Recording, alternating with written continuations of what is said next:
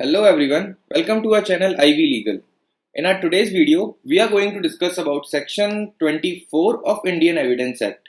हमारी last videos में section 23 तक डिस्कस कर चुके हैं. सो 24 एडमिशन का ही कन्फेशन के बारे में बताता है कि कन्फेशन जब हम करते हैं, जब कोई भी पर्सन अपने आप को कोई भी एक्यूज जब कन्फेस कर लेता है कि हाँ they have committed the crime और they have committed murder, then that amounts to confession, जो हमने हमारी प्रीवियस सेक्शंस में डिस्कस किया.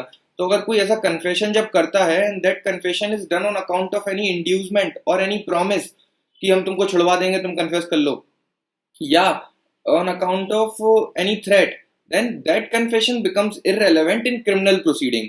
ये सेक्शन बताता है. This is the general understanding of this section कि इंड्यूसमेंट, प्रॉमिस और थ्रेट के कारण अगर कोई कन्फेशन कर रहा है तो वो इररेलेवेंट हो जाता है. अब हमको पहले इस सेक्शन को समझने के लिए ये समझना जरूरी है कि कन्फेशन होता कब है. When a statement becomes a confession, तो कन्फेशन बनने के लिए स्टेटमेंट को 2 कंडीशन फुलफिल करनी होती हैं. 2 में से मतलब 2 कंडीशंस में से कोई एक भी अगर फुलफिल करे तो इट अमाउंट्स टू कन्फेशन. पहला है कि if he states that he has committed a crime, then that is a confessional statement.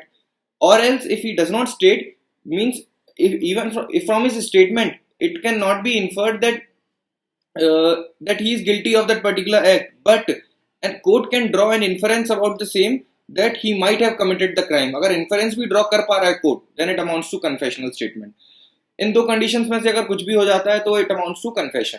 अब ये जो कन्फेशन है, अभी हम बाद में डिस्कस करेंगे कि वो कन्फेशन कब इररिलेवेंट होगा. पहले हम ये समझ रहे हैं कि when a statement becomes confession, जो भी हमने डिस्कस कर लिया.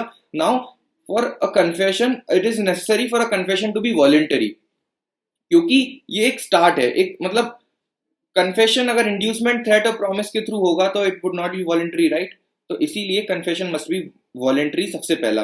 अब वो वॉलंटरी होगा तो इसके लिए एक एग्जांपल है, मतलब हम एक केस लॉ डिस्कस कर सकते हैं इसमें. जो 26/11 का अटैक हुआ था, मुंबई टेरर अटैक, तो उसमें अजमल कसाब था एक अक्यूज्ड. तो the case was in the name of Mohammad Ajmal Kasab versus state of Maharashtra. अब इस केस में क्या हुआ कि जब अजमल कसाब से मजिस्ट्रेट के सामने अजमल कसाब से पूछा गया तो अजमल कसाब कन्फेस कर लेता है कि हाँ ही हैज कमिटेड द क्राइम, ठीक है, और he has done all those acts waging war against government of India, और वो गिल्टी है, वो कन्फेस करता है, ठीक है, that he has committed the crimes. Now एक बार मजिस्ट्रेट के सामने वो ये बोल देता है, बट क्योंकि मजिस्ट्रेट को डाउट होता है इसलिए at another stage of proceeding the same question is again asked and so as to check the veracity of the confession. तो वो वापस से सेम क्वेश्चन पूछा जाता है उससे. then again he replies that he wanted to set an example for his brothers to become a fidain like him. तो वो ये बोलता है, तो वापस से वो इनडायरेक्टली कन्फेस करता है कि हाँ उसने ही किया है, क्योंकि वो एक एग्जांपल सेट करना चाह रहा था. So this after this the court held that as per section 24, in the present case the confession is voluntary because he is by listening to his statements it can be understood that he is a hero in his own eyes. So that's why the confession is voluntary and truthful, and hence this confession will not be hit by section 24 as there is no inducement, threat or promise.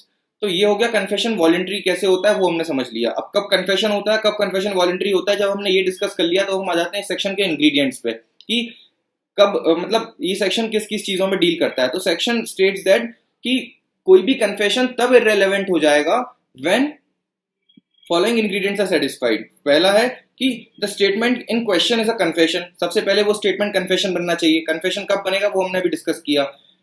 Second है कि the confession is made by accused के through वो confession होना चाहिए. Third is कि it must be made to a person in authority. Person in authority कौन है यहाँ पर हम अभी डिस्कस करेंगे हमारे नेक्स्ट पॉइंट में, बट अभी के लिए अब इतना ध्यान रख लीजिए कि it must be made to a person in authority. Now if the confessional statement by accused is made to person in authority, such confession must be obtained. अगला next fourth point है कि such confession must be obtained by reason of any inducement, threat or promise from person in authority.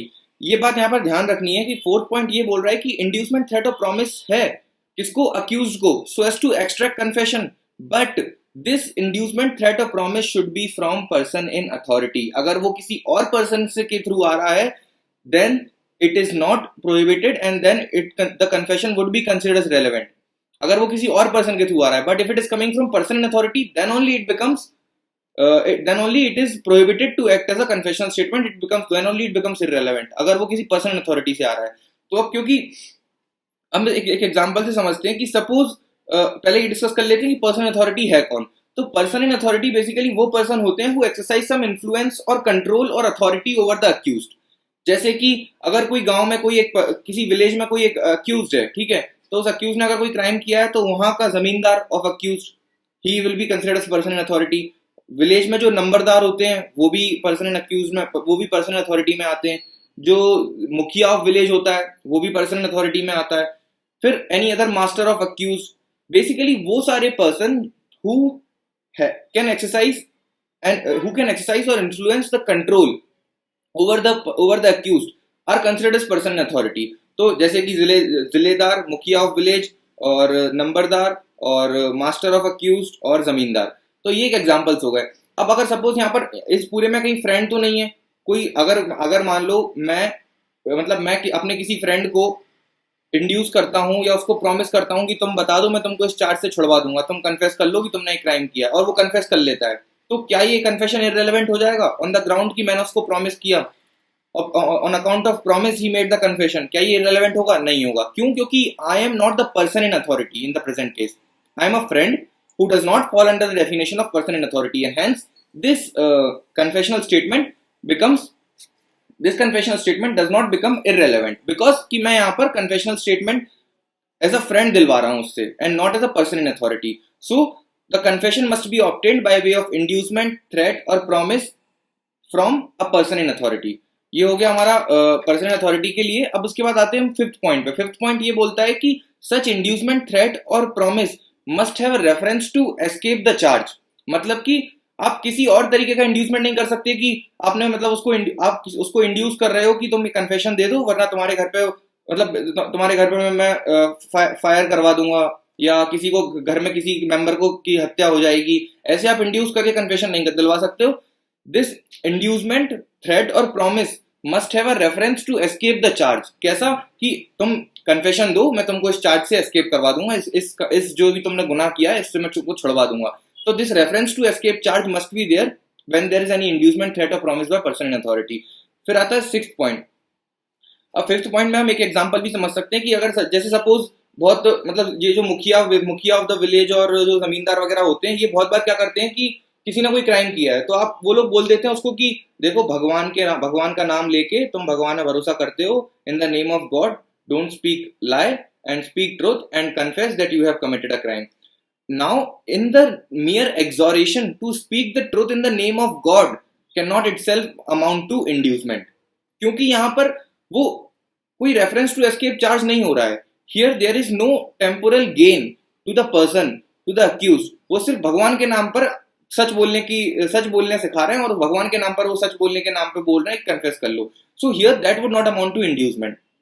Inducement must include that the after inducing और after promising और after creating a threat the person के पास या तो कुछ advantage हो रहा हो या वो किसी एविल को अवॉइड कर रहा हो. तो अब इसी से रिलेटेड है हमारा अगला पॉइंट इंग्रेडिएंट की सच इंड्यूसमेंट, थ्रेट और promise must in opinion of the court be sufficient to give the accused the ground that if accused makes the confession then he would gain an advantage or he would avoid an evil of temporal nature.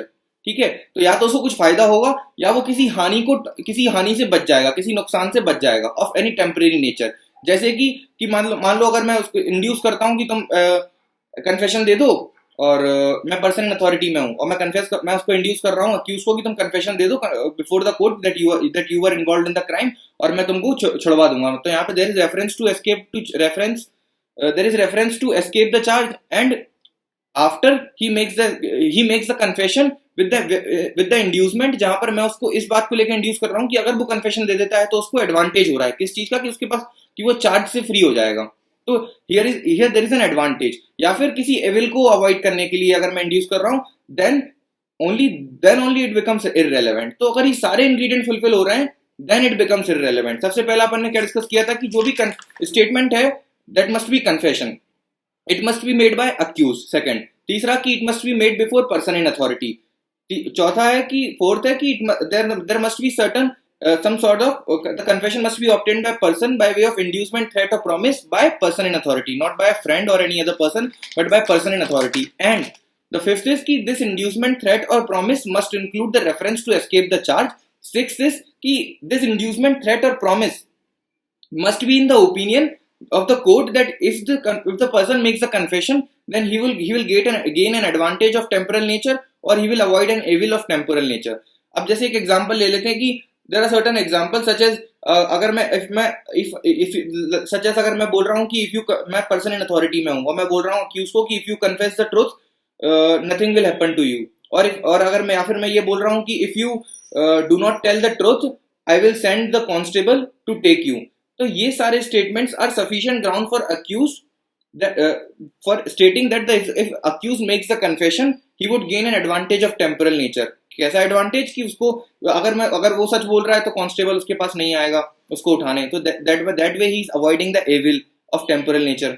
और अगर वो confess कर लेता है तो मैं उसको कुछ होने नहीं दूंगा, that way he is gaining the advantage. So यहाँ पर by way of making confessional statement he is either gaining advantage और avoiding an evil of temporal nature, then it becomes a confessional statement. And the only important thing in this section is that such inducement, threat or promise must be done by a person in authority, and it must be done so that the accused can gain certain advantage or avoid any evil of temporal nature. That was all about section 23. हमारी next video में हम discuss करेंगे section 24 and what does retracted confession means, और that's how we will continue our Indian lecture series. Goodbye, thank you.